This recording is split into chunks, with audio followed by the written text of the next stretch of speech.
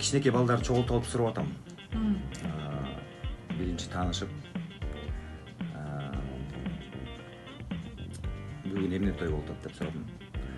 Сурап атсам, ар ким ар кандай варианттарды айтып атат.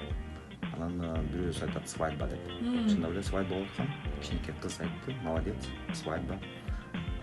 Кичинекей балдарым бар, орусча сүйлөйт эмеспи бизде. Анан, а что такое свадьба десем?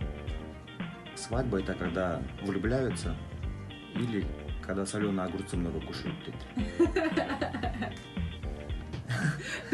А мен айтып атам, а кто у вас дома соленые огурцы много кушает десем? Сестра дейт.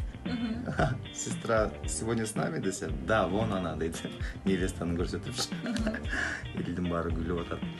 Анан кичинекей бала дагы турган, адан бүгүн эмне той десем, сүннөт той дейт. Женихтин аты Азамат болчу. Анан кийин кимде сүннөт той десем, Азамат. Ошондой кызыктуу фантазиялар менен ошо элдин маанайын көтөрүп жүрөбүз. Ошо балдар менен ойногон жашай берем. Ошол окуяны азыр эстеп кетип сиздерге айтып берип атам. Калгандагы окуяларды көрөм десеңиздер, анда Instagram баракчама кирсеңиздер болот ошол.